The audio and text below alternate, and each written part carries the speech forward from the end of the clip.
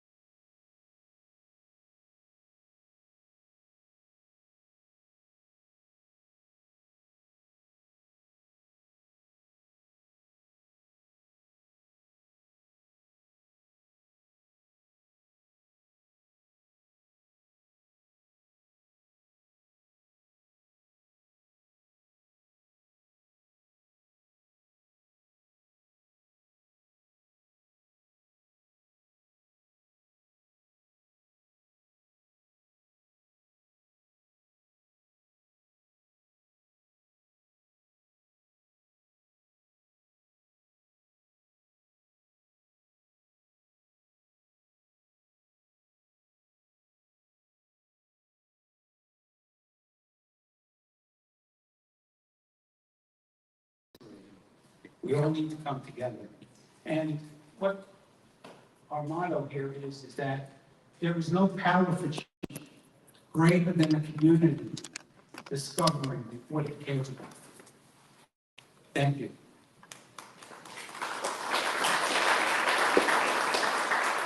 At this time, I'd like to introduce our City Manager, Jerome Fletcher.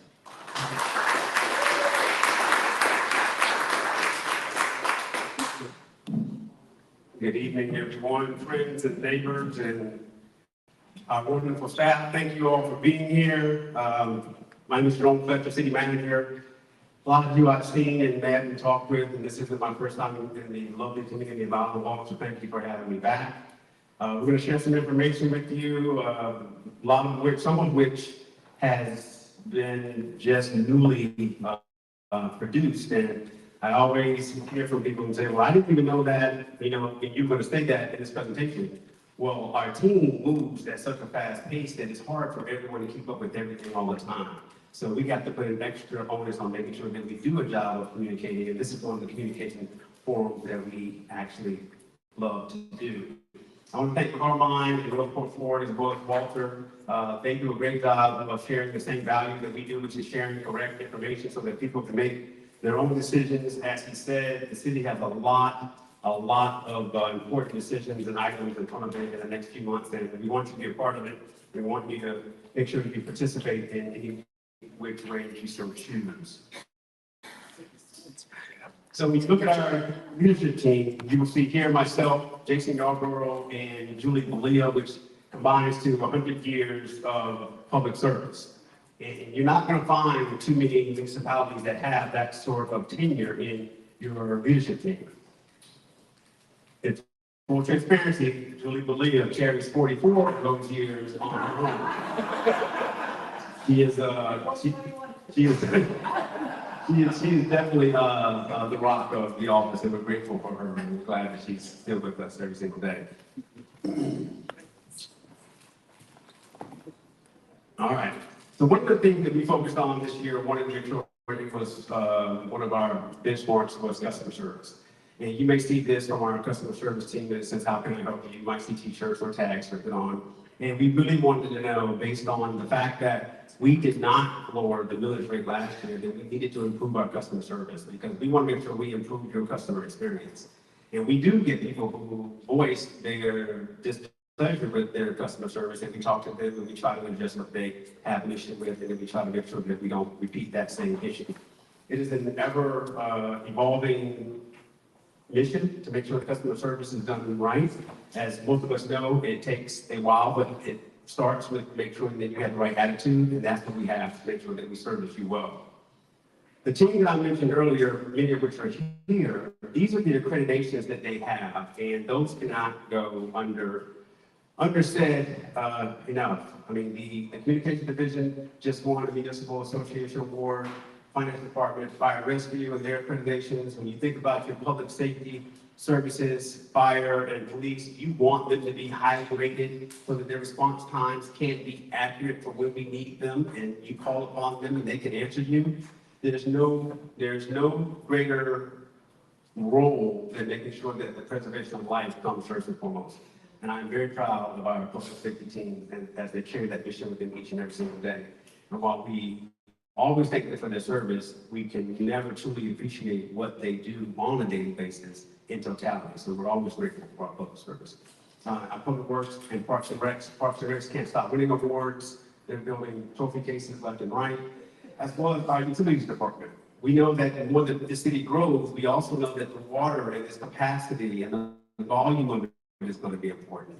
And making sure that we have those levels and have that quality of service for the 90,000+ people here is very, very important. What you see here is a video that shows the growth of the city of Northport. It shows it by year, the population in the bottom right-hand corner. You can notice that the city started to populate on the west side, and then we're in 1975 now, we're still building, and you'll see it come up to some of the central part of the city, and then you'll see it go back over to the west side of the city where we're at right now, and the development that you've seen out here for the last decade plus. What you're not going to see is the development that is starting to occur on the east side of town. At 90,000 people right now, this city is headed towards 250,000 people when it's fully built out. We have a lot of work to do to keep up the volume of people. So when we ask you for your opinion and your inclusion on what we need, it's because of where we're going, not where we are today. We'll talk more about that later, but when you see the east side of our city, now this graph has stopped at 86,000 people, and we know that we're over 90 now. Look at the upper right-hand corner and how vacant that is and how no one's there. That area over there is equivalent to the size of what is going to happen here in Roland Park. So just imagine how big this city is going to be in the next decade plus. We have a long way to go, but we've done a lot for the 90,000 people that we have right now. So when we talk about taking care of the city and what do we need, we're talking about how do we get here. And as Carmine mentioned, we are the only municipality that we can find, us or 12 of the cities, that says we have to go out for borrowing every single thing that we do without board approval. And yes, when this was created in 1959, it did have value to it when the city first began. Because you do want to make sure that you have guardrails in place so that the government doesn't do anything without the public's attention and input. But other cities, actually every other city, has figured that out, whether it's through a debt management policy or other mechanisms to make sure that we stay on the right side of the people's choices.